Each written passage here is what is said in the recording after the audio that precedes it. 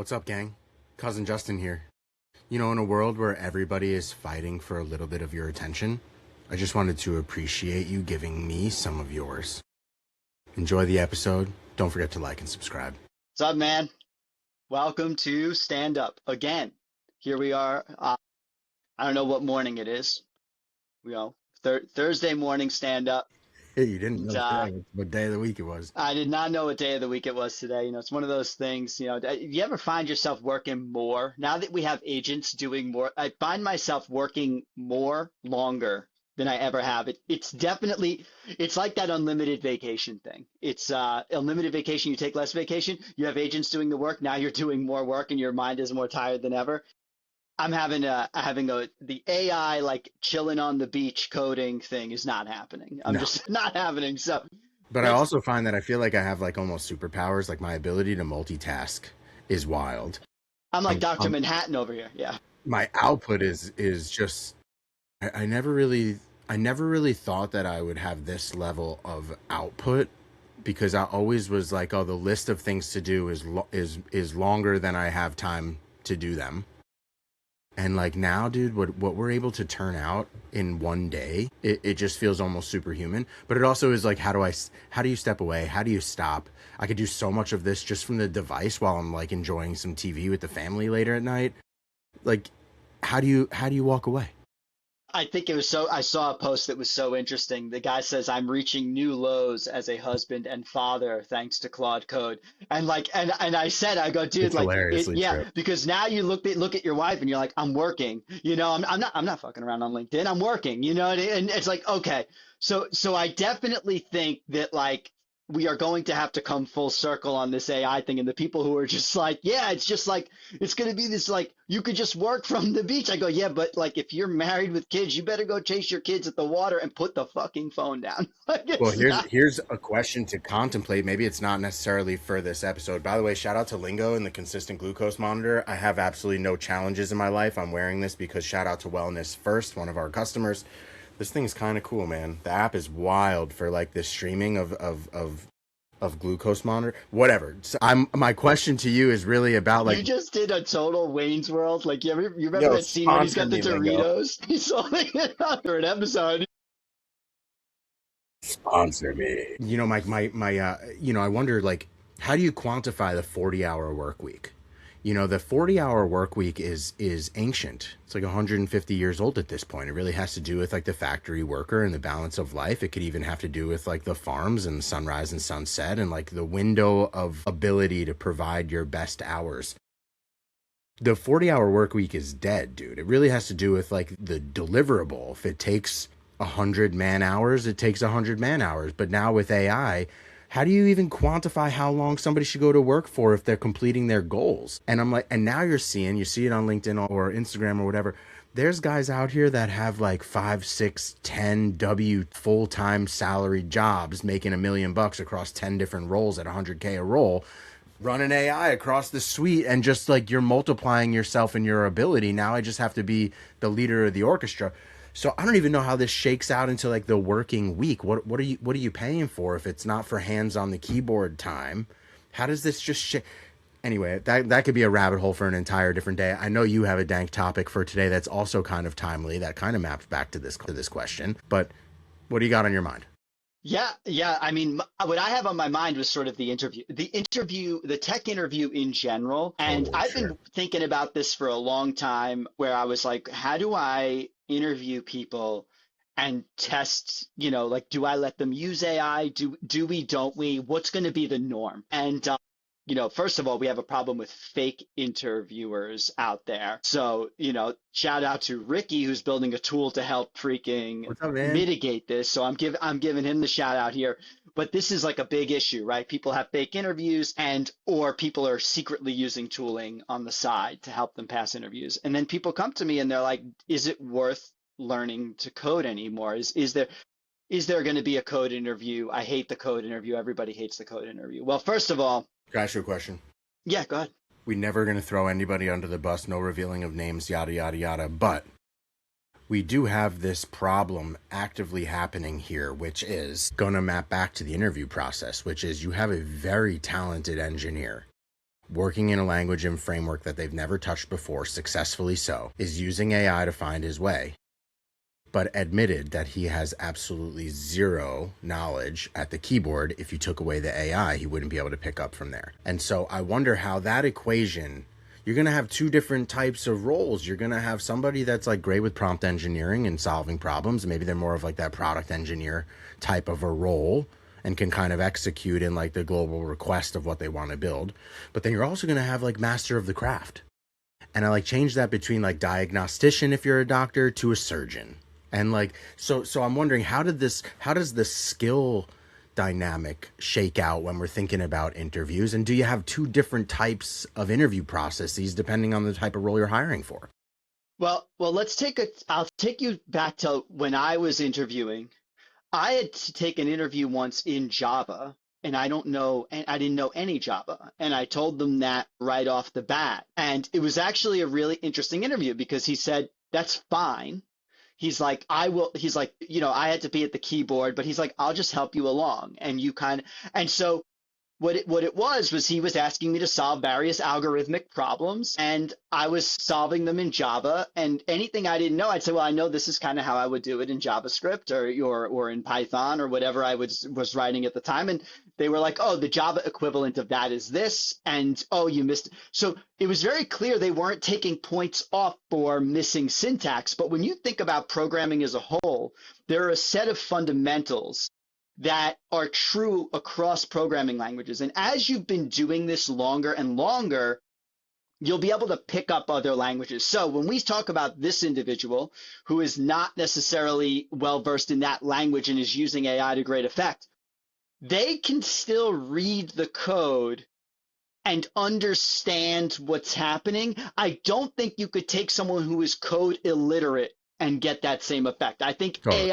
and you've seen this on Twitter too. People are like, I did this thing. I even did this thing. I did this thing in Rust, the OCR. There's probably some very intricate Rust pieces of that are not totally correct. They work, but I think like a person who really knew Rust would probably go in and say, you could make this better. But I knew enough about coding to be able to review it and say, hey, this is close. And so I think you're looking at the same type of thing. I've interviewed people where like we were looking for a React engineer and they knew Angular. And I go, great. And what I would do is I'd say, hey, I'm going to drive. I'm going to take over the keyboard because what I want to know is how you would break down this front end problem and talk to me about things like state and how the UI should look and behave, and we can then reconcile your missing gaps between React and Angular. Because my assumption is if I gave you the job, because you were great at Angular, you're going to be able to pick up React. Like, you know what I mean? It just so happens that your job today has you using this other framework. You'll be able to pick up the new one. And generally, I have that belief that a good engineer will be able to pick up any language, especially today. I'm looking for people who have really strong fundamentals. And this takes me back to much earlier in my career. I worked at a place where the CTO really believed this, and I was self-taught at the time, and I came at it. It felt so insecure. And so I see when people are like, the code interview is broken. I hate it. It gives you all sorts of false negatives. I'm too nervous to do it. And I hear all these excuses because I made all those excuses for the longest time in my career. And this phenomenon of, well, I have to learn this for the interview, but then I'm not going to use it on the job. Guess what? That's not unique to software. You think if you take the nursing boards that everything on those boards shows up? Do you think when you get recertified on different machines and things that you're using every single thing? Every single job has this phenomenon for all of time where it's like, hey, I got to get this certification. I'm an electrician. I had to do these things, but then the day-to-day work maybe doesn't involve that. So there's always been that gap. The point is, are you capable of learning it? And I'm here to tell you, you are. So if you're a software engineer and you're feeling this insecurity, you're capable.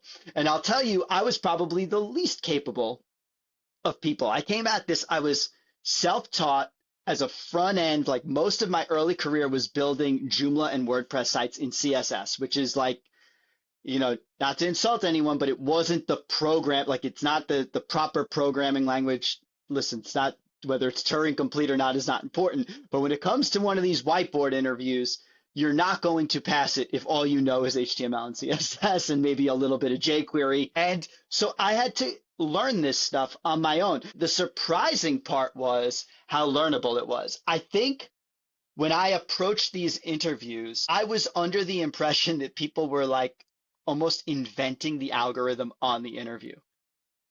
And then I decided I'm going to learn data structures and algorithms. I'm going to make an effort at this. And I started taking some courses. I go, oh, these are all done already. Like, the data structure, you're learning it like you're learning anything else. I'm not Pythagoras inventing the Pythagorean theorem on my interview. Once you learn them and memorize them, then you have to learn to apply them. That's where practice comes into play. So you should practice and you'll learn, oh, when I see this type of problem, I can apply this type of algorithm to it broadly, this abstraction to it. And that's what they're looking for in the interview. And then you also can look at if they can code, right? So you're doing two things at once. Are they able to apply these algorithmic principles to this new problem that's happening in the human world? And are they able to code, and do they know the language that they say they do? They're not coming in here telling me that they're an expert, a JavaScript programmer, and they don't know how to code at all, or they don't know how to code well. So you have these two things happening at once. And sometimes if they don't know the language, it's really the most important is, can they do this? And then you say, well, I'm not going to use the sort, like, why do I need to know 3 different sort algorithms? The sort comes with the language. You could make all sorts of arguments. It's not really the point. The point is we're giving you a kind of more abstract problem, because when you find problems that we need to solve as an organization, you're going to apply the same technique you did to that. And most people went to computer science school, so they know this is sort of familiar to them. And then the further you get from school, the more well-versed you get in these real-world problems. So the point is, once I learned I could practice this and get better at it, that was an unlock for me. I was like, okay, I can learn this just like I learned anything else. And again, I feel silly saying it. I really did think people were like inventing the solution, like they were just like coming up with the solution literally cold out of their head, and they were just like naturally really gifted. It was a really weird. Looking back on it, it was a weird impression to have, but I'm saying it out loud because I think a lot of people probably think that, and that's not the case. It's a learnable thing. You can practice it. In fact, I think the tool I built, Code Dojo, if you said I want to learn algorithms and data structures, like it would give you an incredible, I haven't done this, but I think it would give you like an incredible practice, and you just get to practice it daily. So that's the first thing. The second thing is nerves. And how do you beat nerves? I mean, you can give advice in this too. Repetitions. My biggest piece of advice is just like if you were doing stand-up comedy. Get in your head. When I went out there, I go, I'm going to go and bomb this interview. Literally.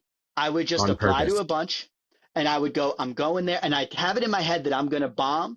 Totally. And then but you get the reps in. And you can't do it with like a friend. You can't, AI can actually help you a little bit because you can actually now use it to interview you and practice. But to get the nerves out of typing in front of another engineer, there is no way around this. You got to get out there and bomb, and just get it in your head that I'm going to bomb, and then you won't bomb. And 5 interviews, 5, 6, 7. Suddenly, when the job comes that you really want, that's why I always say save that one. You've gotten the jitters out. It's just like anything else. You need to put the reps in. And so back to the original topic, though, which is any of this relevant post AI, right? Are we still going to do this? And that's really the real question. Personally, I think we are, because you and I talk about this all the time. From the business's standpoint, it's okay to pass on good people, but it's not okay to hire the wrong person. Therefore, the false negative, you accept that. And what I'm willing to bet is if somebody can code well in the interview, they can build a project, they can do these things, they are going to be fine with the AI tooling. In fact, they'll probably perform better with the AI tooling. And I could even do a hand code plus AI portion. But I think just interviewing with AI, you run the risk of the false positive, which is the biggest risk to the business. And so a lot of folks who are angry about this has always been. And that's why I think some of the puzzles portion of the interview, these algorithms, these data structures, the leak code that people say don't apply to the real job. It's really meant to try to weed out the false positive and really make it so that when you make a hire, hey, I think I did the right thing because they could do this plus this. And I kind of think of it as Derek Jeter was a shortstop, but if you put him in left field, he wasn't going to miss a fly ball either. You know what I mean? Like that's kind of the way I think about, and he probably could pitch one over the plate pretty well, to better than the average bear. Is what I'm saying is just because your position was this, these things were leading indicators that like your head space was in the right spot for Well, here's the this. question. There's been lots of careers along the way that have just fallen by the wayside that are just like no longer relevant. You know, we give an AI talk, and in our AI talk, we blast into the past of a very common show, Gilligan's Island. And one of the things that we talk about is like there's a scene in the role of the actual operator that would manage phone calls, and you'd call in, it would connect you to a central repository, and then it would phone you out to your destination. That role doesn't exist anymore, but there were probably some really talented people that were in those types of roles, right? Like a typist. It's not a role anymore. We all know how to type. It's by default. The thumb does the work, you know? So the age of the software engineer, it's only a little blip of history that even this skill set or the ability to apply that skill to do something has even existed. So you're seeing the evolution of this. And what we are hiring for is not that you can perform the role of a software engineer or a typist or an operator. I'm hiring for your ability to think creatively, to adapt to the challenges that the business is confronted with, and to pursue your interests and mastery. And so the role of software engineering is changing in real time. Tools are enabling this to happen faster, more efficiently. The role of a software engineer is going to be different. How? I think it's shaking out. I don't know how. But people will always be part of this equation. You just may have a different title, and there may be a different way of applying the skill to solving problems that that software was designed to handle. And so this comes right back to what you're looking for when you're interviewing. It's great to be able to say, okay, I need to prove that this individual has the manual ability to do the job. But it's also really important now that like not only do you have the base fundamentals of how that works, but you also come with progressive new ideas and that you can contribute creatively to the business. And so I'm just seeing that everybody's concerned that like, oh, AI is going to take my job. AI may replace your job. It's not going to replace your curiosity, your pursuit of mastery, your ability to stand out, your ability to sell yourself in an interview and get a job to feed your family. Like there are still people at the center of this equation. I just don't know if the role is going to look the way that it did in 2005 here in 2026. And so you have to be ready for the evolution, and you have to continue to level up and be educated.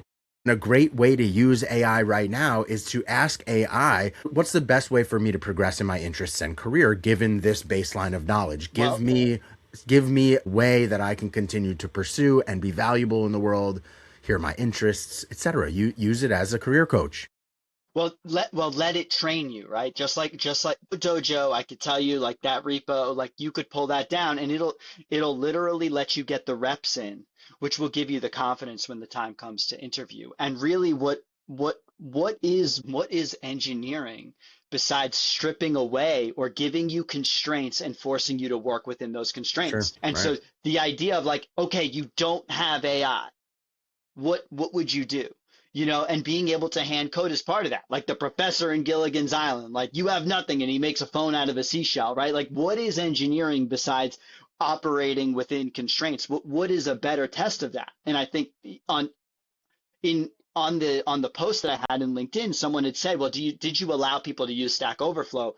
What's the difference?" To be me honestly, I used to say no, in the sense that if you didn't know something and you had to check Stack Overflow, just tell me your thought process. Like, I would go and do this because I don't want to waste the interview watching you Google stuff. I figure you'll get through that. So then I'll just say, oh, great, you would have Googled that. The function you're looking for is this. Like, I would actually be okay with us pseudocoding and maybe not getting to like the perfectly running solution, but I just needed to see how you were thinking about it because my assumption is you would get the information, but I don't want to waste valuable time in the interview watching you use Google or Right. watching an agent do things for you.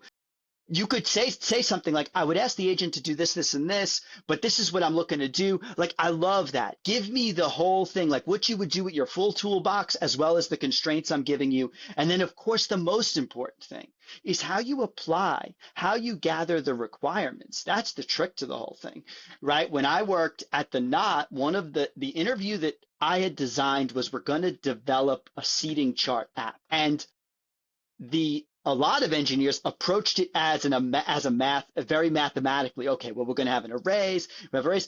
The other side of it, the people who did really well, though, what I was really looking for was they would ask real world things like, okay, well, how are we going to pair people off? Is it male, female? Oh, no, wait, some people are invited together, so they have to sit together. Oh, and what if somebody RSVPs late? Oh, and do we put all the singles together? But how do we match them together? Oh, but it's not just couples that have to be together. Certain families, we want to get certain family members together. And then what if the user manually sets up a table? How does that, like if we want to auto populate the rest, how do we account for that? So they started to account for things in the real world in their solution. They weren't jumping right to the like, how am I going to sort these and how am I going to order these? They weren't jumping right into algorithms. What I really want is how did you investigate? How did you explore the problem and just keep asking me questions about the things that are happening? And then I'll come out, I'll go, we want to support this, we want to support that.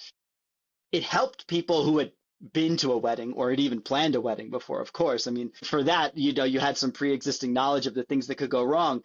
But I loved it even for people who had no experience with that. They were asking the right questions. You're like, wow, I'm in the presence of someone who's truly special in the hiring pool because they're not even familiar with the wedding planning process, but they're asking all the right questions to get to the bottom of what is they're expected to build to begin with. And that is the piece. This is the missing piece. It doesn't matter how you're building. So you should keep hand coding for sure every day. You should keep studying your data structures and algorithms because these are important parts of the interview because they are the leading indicators of what it means to be a good engineer. It's preventing the false positive. You have to remember from the business's standpoint, they're trying to weed out the false positive. They're okay passing on good people. But when you hire the wrong person, that's detrimental, and it actually takes money out of everybody's pocket who's already working there too, and people you could get going. You know, what you're talking about is not unique to software engineers. Like if I think about this from a marketer's perspective, if I think about this from sales perspective, customer success perspective, any of the roles that I have professionally held, guess what the interview process is always about?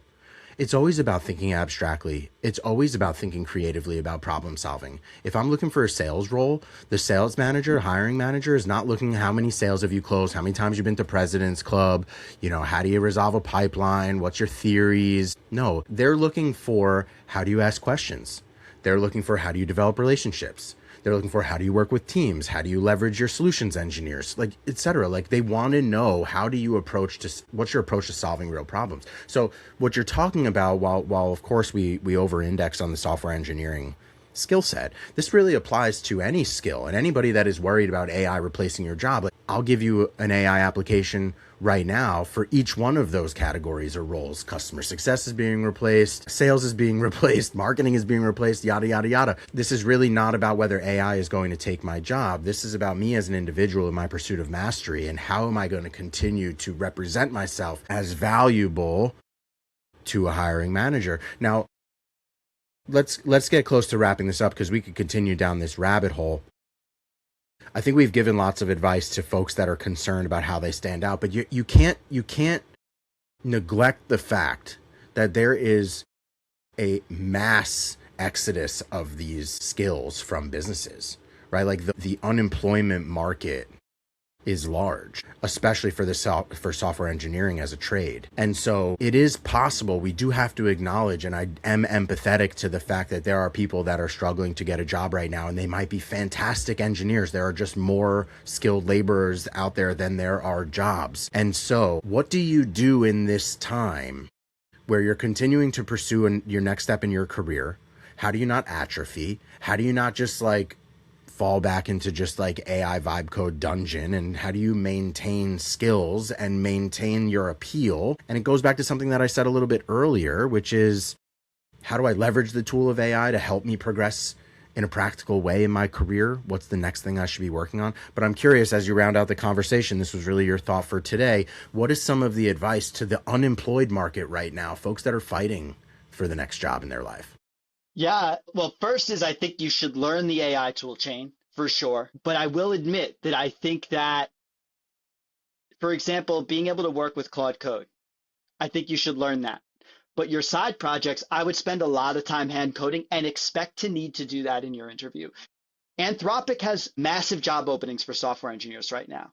I am willing to bet you anything that they are making you hand code. I don't know, but I don't know for sure, but I'm willing to bet that they still require a hand code interview in some language that you're familiar with.